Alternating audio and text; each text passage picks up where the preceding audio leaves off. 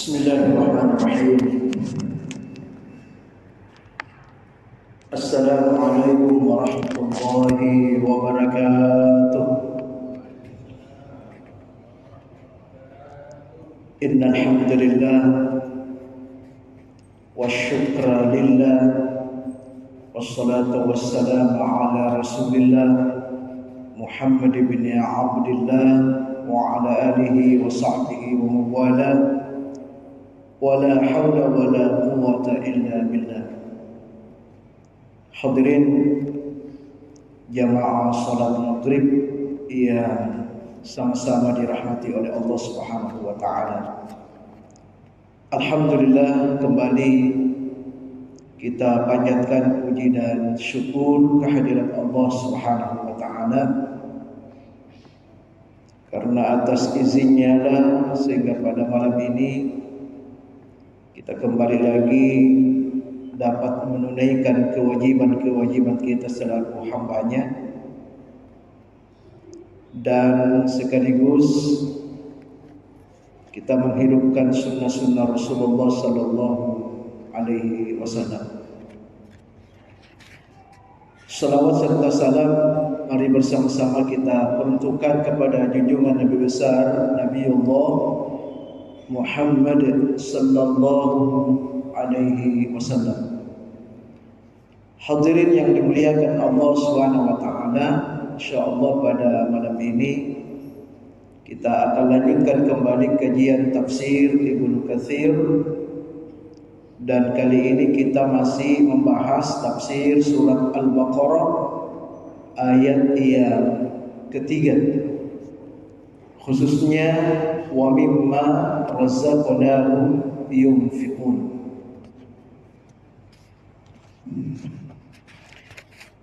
Mayoritas ulama tafsir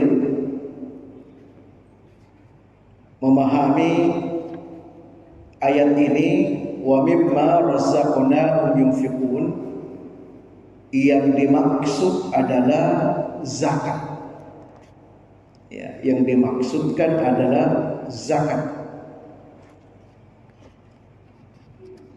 Dengan dasar bahwa di dalam Al-Quran umumnya ketika disebut perintah salat, ya, dengan mengatakan misalnya wa yuqimuna atau wa iqami dan bentuk-bentuk lainnya, itu selalu dibarengi dengan perintah zakat. Jadi ketika ada perintah salat selalu berdampingan dengan perintah zakat. Ya, seperti yang paling masyhur, ya, aqimus shalah wa atuz zakah. Ya, jadi ini banyak tempat dalam Al-Quran modelnya begini. Aqimus shalah wa atuz zakah. Itu salah satu di antaranya. Jadi selalu berdampingan, selalu berbarengan. Inilah yang menjadi dasar ulama, sehingga wa mimma razaqnahum yunfiqun, yang dimaksud di situ adalah zakat. Hanya dengan redaksi yang berbeda. Tidak langsung dikatakan zakat, cuma disebut wa mimma razaqnahum yunfiqun, dan menafkahkan sebahagian dari rezeki yang diberikan kepada mereka.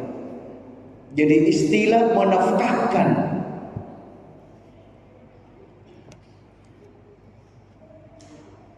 Kenapa di sini tidak langsung mengatakan wa atuz zakah? Tidak langsung mengatakan alladzina yu'minuna bil ghaibi wa yuqimuna as-salata wa yu'tuna az-zakah. Kenapa tidak langsung menyebut kata zakat di sini, tapi menyebutkan kata menafkahkan, yunfikun. Nah, kenapa seperti itu? Kenapa dengan redaksi seperti tidak langsung zakat? Ya, karena orang-orang yang bertakwa itu, karena kita ini masih kaitan orang bertakwa itu. Hudal lil muttaqin alladzina yu'minuna bil ghaib ila akhir.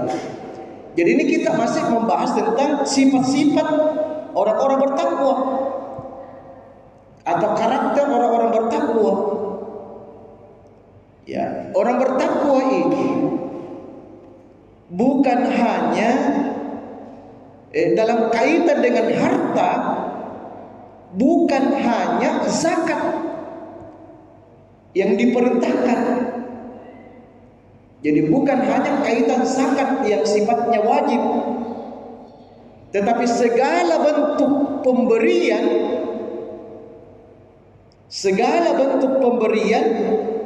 baik itu berupa sedekah, nafkah, hadiah, hibah, wakaf, itu kan maksud begitu.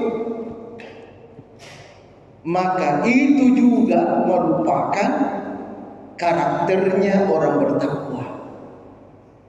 Jadi orang bertakwa itu bukan hanya zakat saja. Tidak.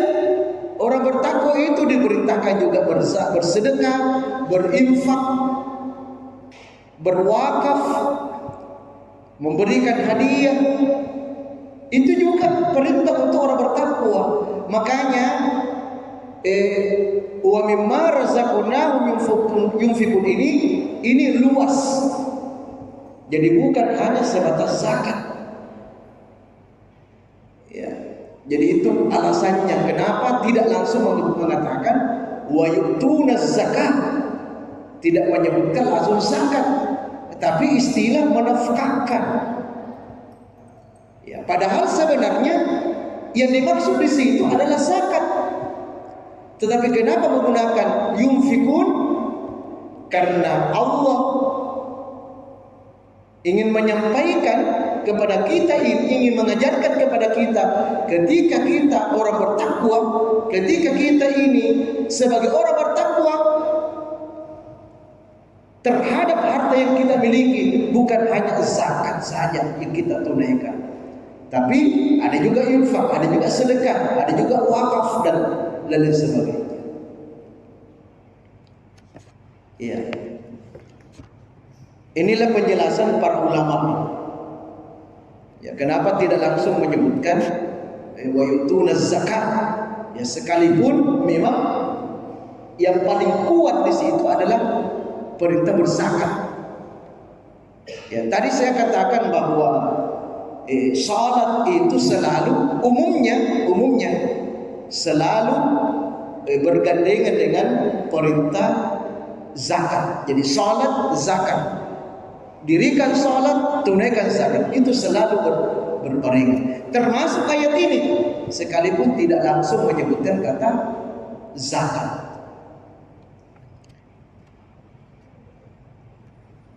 Sedikit saya tambahkan.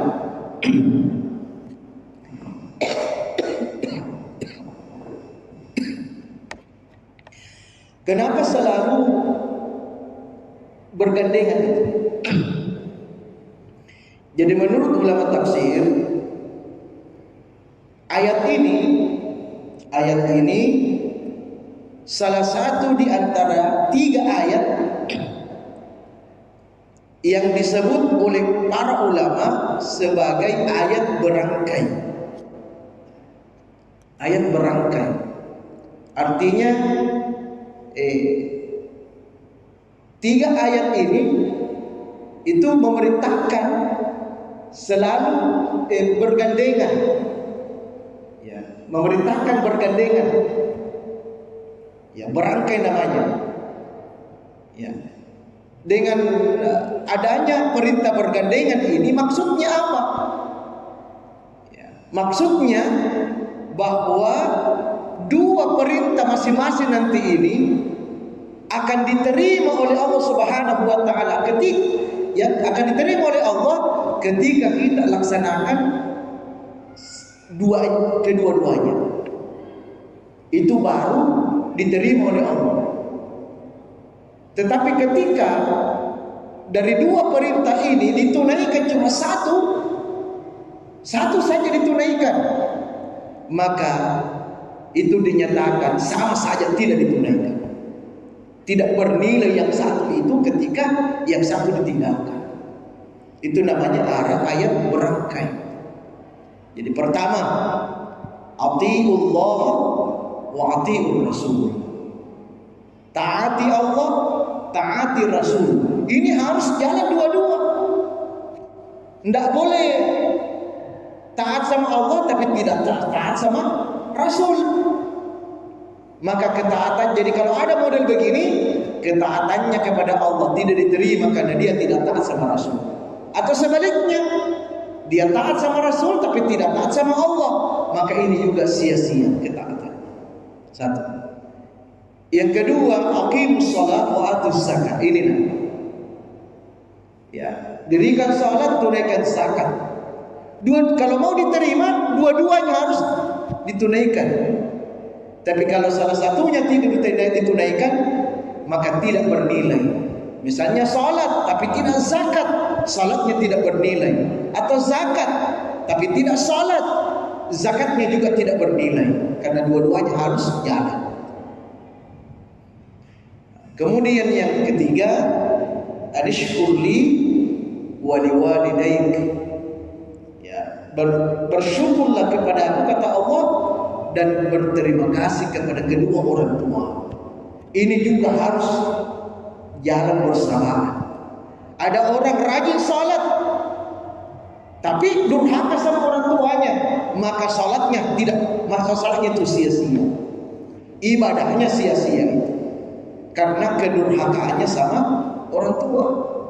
Ada juga sama orang tua baik, oh, luar biasa taatnya dia, baktinya sama orang tua, tapi tidak sholat, maka baktinya sama orang tua tidak bernilai di sisi Allah Subhanahu wa Ta'ala. Kenapa? Karena tidak jalan sama-sama. Nah, oleh karena itu, karena pentingnya ini, khususnya dalam ayat wa mimma razaqnahum yunfiqun, ya, maka kita akan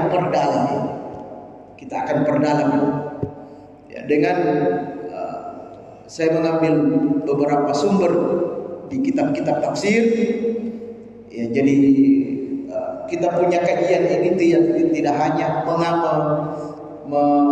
bersumber dari kitab tafsir Ibnu Katsir, tapi saya juga mengambil dari kitab tafsir yang lain ya, supaya pemahaman kita lebih komprehensif ya, lebih lengkap lagi ya, terhadap ayat-ayat yang kita kaji. Jadi zakat, sebagaimana sama-sama kita telah memahami bahwa zakat itu ya bagian atau salah satu dari rukun Islam. Itu sudah sepakat, itu sudah qat'i. Jadi itu sudah qat'i, tidak ada yang menentang itu. Tidak ada yang menentang bahwa zakat itu salah satu dari rukun Islam.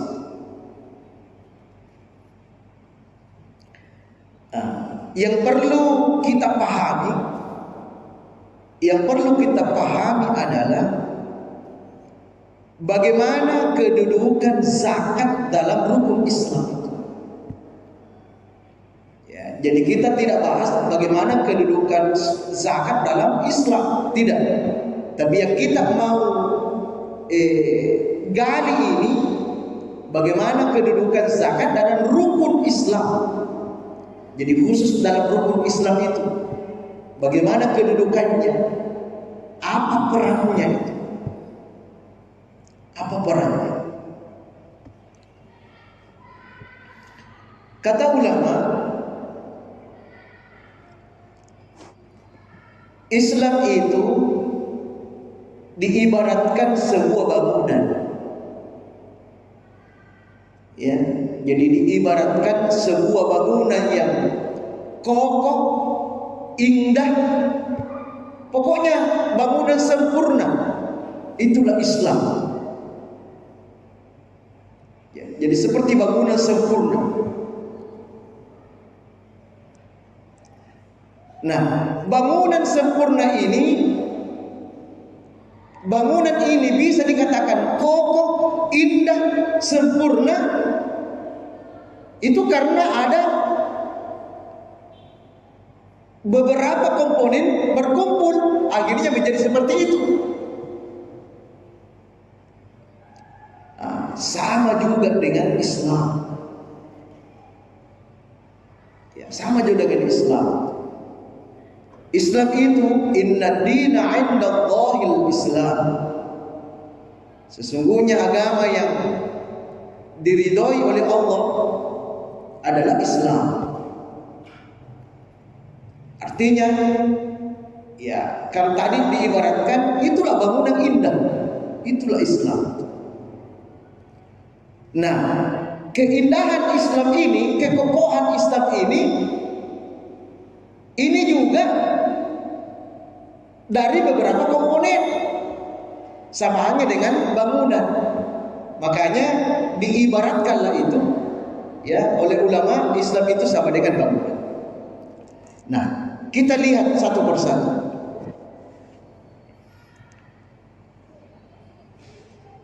Sebuah bangunan itu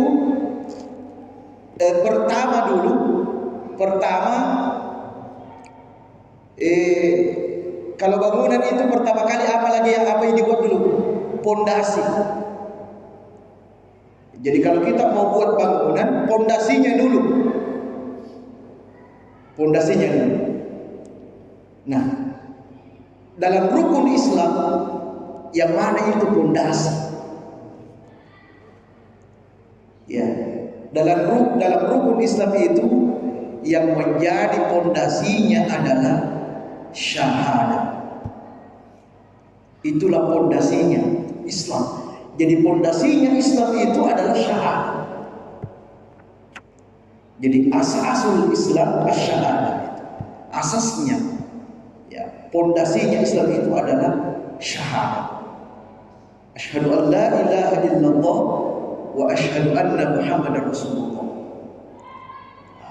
Jadi kalau kita ingin keislaman kita itu kokoh, kuat, indah, maka pondasinya kita harus kuatkan, yaitu syahadat. Jadi syahadat kita ini harus kuat, ya, karena kuatnya sebuah bangunan tergantung pondasinya. Ya, maka kuatnya seorang Islam itu bagaimana dengan syahadatnya? Dilihat dari syahadat. Ya, makanya inilah yang paling utama. Ya, bagi kita ini, ya, harus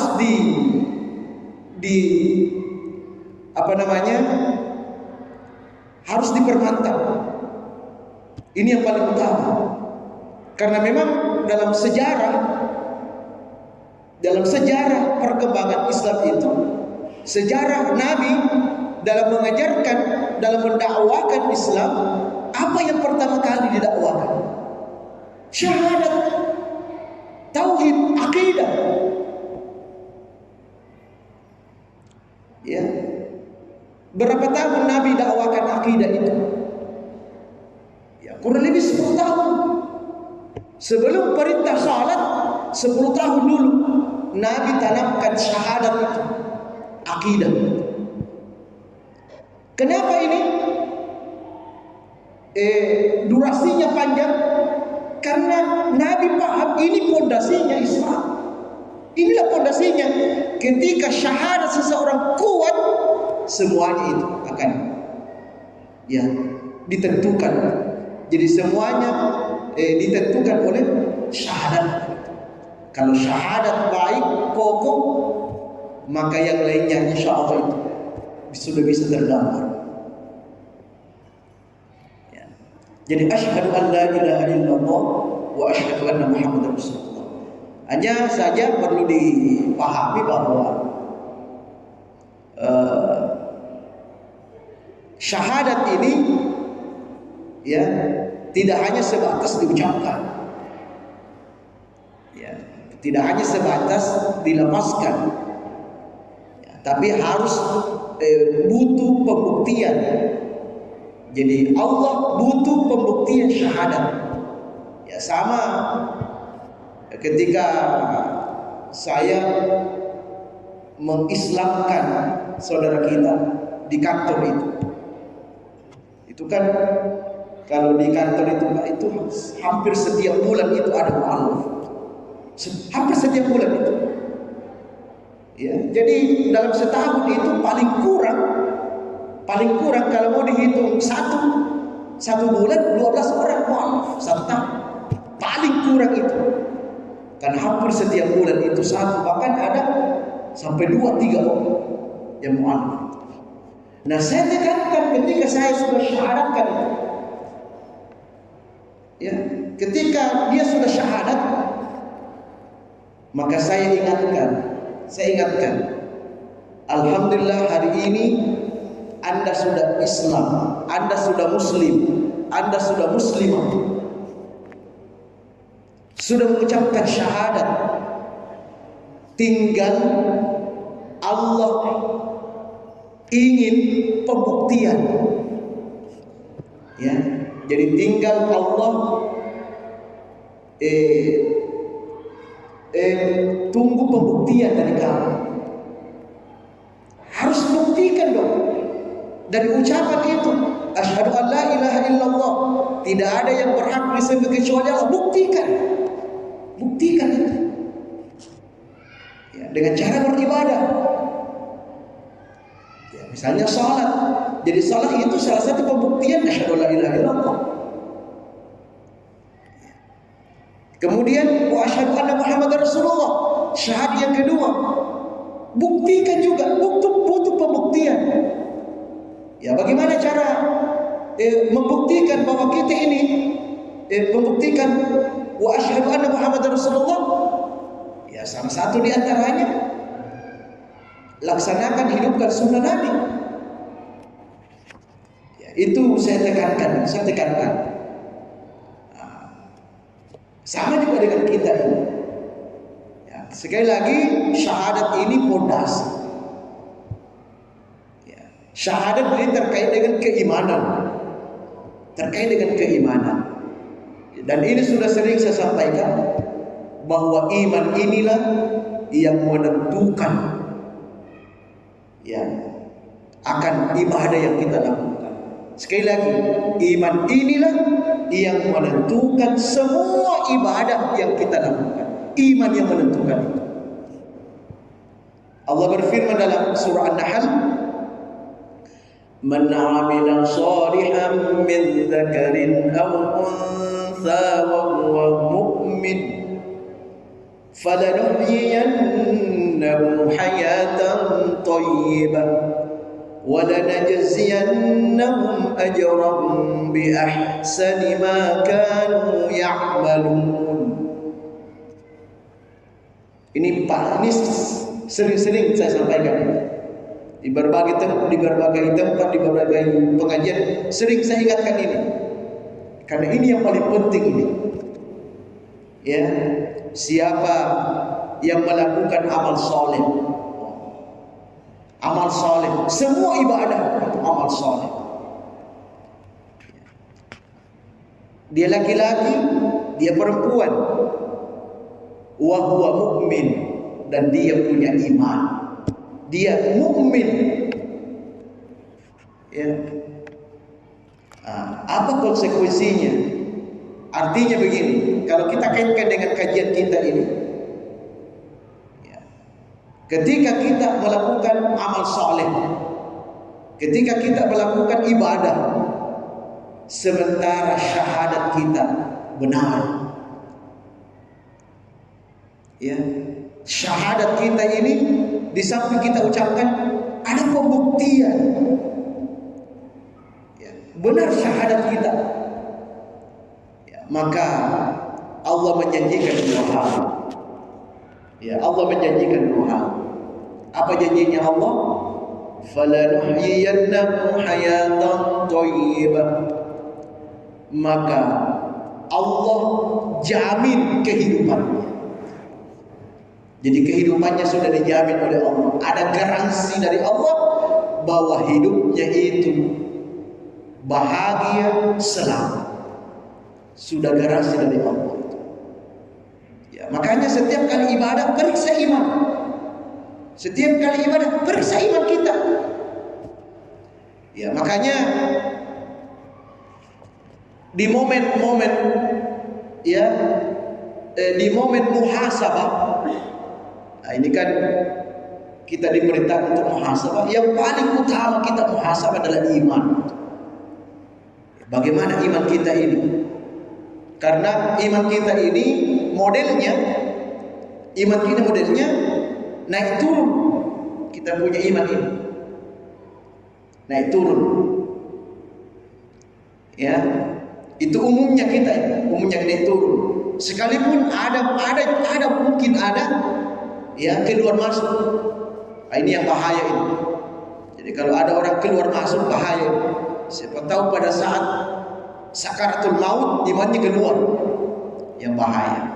Kalau naik turun ini masih mendingan ini.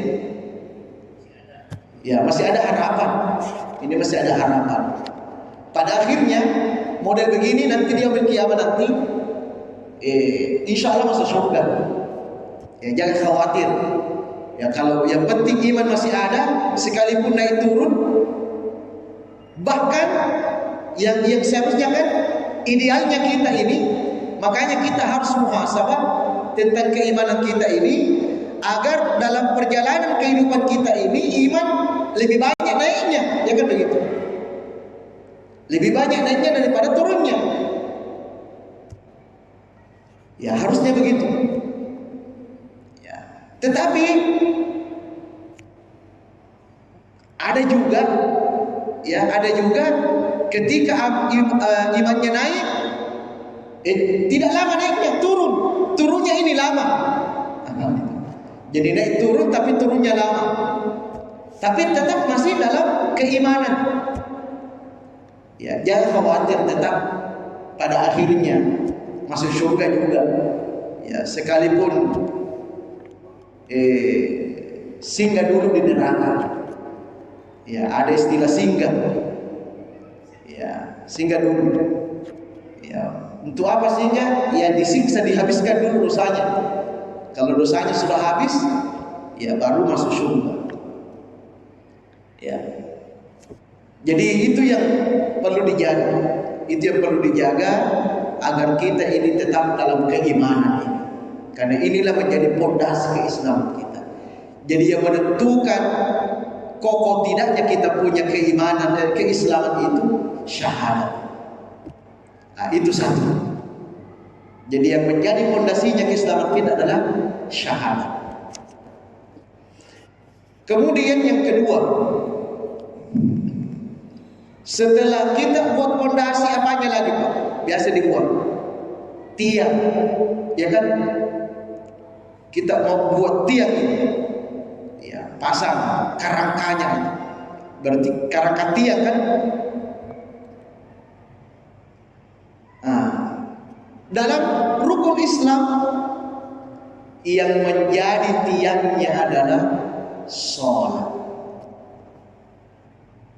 Ya, seperti yang disabdakan oleh Rasulullah sallallahu alaihi wasallam, as-salatu imaduddin. Salat itu adalah tiangnya agama. Tiangnya agama. Bahkan dipertegas lagi oleh Nabi, wa man aqamaha faqad aqamad-din. Barang siapa yang istiqomah dengan salatnya, berarti dia menegakkan agamanya, mengokohkan agamanya. Maksudnya di sini agama Islamnya. Jadi bukan Islam bersifat umum, dia mengokohkan keislamannya. Kalau dia salat, kokoh Islamnya itu, kokoh Islamnya. Ini juga saya ingatkan kepada yang mu'allaf ini, saya ingat. Ini juga yang saya ingatkan. Hal yang pertama kali Anda lakukan setelah syahadat, salat. Buktikan bahwa kamu ikhlas masuk Islam. Buktikan bahwa sungguh-sungguh kamu Islam. Salat. Itu saya tekankan. Ya, karena sebelum diislamkan mereka kan harus tanda tangan dulu surat pernyataan bermateri. Ada materi baik. Jadi kita kalau ada yang masuk Islam seperti itu, tanda tangan bermateri surat pernyataan. Ya, apa isinya? Isinya menyatakan saya sungguh-sungguh dan ikhlas masuk Islam. Itu pernyataannya. Nah, saya tuntut. Sekarang kamu Islam, buktikan kesungguhanmu, keikhlasanmu masuk Islam. Caranya bagaimana? Salat. Ya, karena yang membedakan antara Islam dengan yang bukan Islam, salatnya. Jadi kalau ada yang mengaku dirinya Islam tapi dia salat, diragukan keislamannya. Ya. Jadi paman aqamaha faqad aqamaddin. Siapa yang menunaikan salat maka akan kokoh keislamannya. Kokoh keislamannya. Sebaliknya kata Nabi, wa man tarakaha, siapa yang meninggalkan salat, siapa yang tidak salat. Ini yang paling banyak yang kita punya anak-anak ini. Yang paling kita punya anak yang mau menikah itu, ini yang paling bermasalah ini, salatnya itu. Ini juga sering saya sampaikan supaya menjadi pelajaran untuk orang tua ini. Terus terang. Setiap kami bimbingan perkawinan binwin di kantor itu, saya tanyakan salatnya, saya minta jujur. Coba kamu jujur, bagaimana salatmu setiap hari? Oh, paling banyak menjawab masih bolong-bolong Pak Ustaz. Paling banyak itu. Paling banyak. Ya, saya menemukan ya hanya 5% saja yang bagus salatnya, yang lengkap. Itu baru kita katakan lengkap, belum. Itu pun bagus atau tidak, kita belum teliti itu. Lengkapnya salat ini 5% saja. 5% saja. 95% ya bolong-bolong semua salat. Nauzubillah. Ini warning bagi kita, ini orang tua ini. Ya, jadi jangan dipandang enteng ini kita sebagai orang tua. Kalau ada anak yang tidak sholat, kita dapat dosanya juga. Setiap kali anak meninggalkan sholat, maka dosanya bukan hanya anak yang dapat, orang tuanya juga ikut dapat. Nauzubillah. Bagaimana kalau orang tuanya sudah meninggal? Berarti setiap hari mengirimkan dosa. Artinya apa? Setiap hari orang tuanya disiksa gara-gara anaknya tidak sholat di dunia. Na'udzubillah, na'udzubillah. Jadi waman tarakaha, siapa yang meninggalkan sholat, faqad hadamad din, maka sungguh dia meruntuhkan agamanya. Coba kita lihat orang yang tidak sholat itu. Ya, agama, ya, coba cerminan keislamannya seperti apa yang tidak sholat. Karena memang itu pernyataan Nabi itu, bahwa yang tidak sholat itu sama halnya dia meruntuhkan keislamannya sendiri. Bukan Islam yang runtuh, tidak, tapi keislamannya yang runtuh itu. Tidak ada nilainya di mata Allah keislamannya itu. Ya, makanya karena tidak ada nilai keislaman dalam dirinya, artinya runtuh keislamannya. Kalau runtuh berarti tidak ada lagi. Namanya kalau bangunan sudah runtuh, tidak ada lagi. Jadi sama halnya orang tidak sholat itu tidak Islam. Makanya ada hadis kan, ini mengerikan ini. Man taraka sholata muta'ammidan faqad kafara jiharan. Barang siapa yang meninggalkan sholat dengan sengaja, ini yang banyak ini. Ya, ini yang banyak. Orang sholat tidak dengan sengaja ini. Yang paling banyak ini. Jadi siapa, kata Nabi, siapa yang meninggalkan sholat dengan sengaja, faqad kafara jiharan, maka sungguh dia sudah kafir yang nyata, jiharan. Betul-betul dia kafir. Artinya runtuh keislamannya.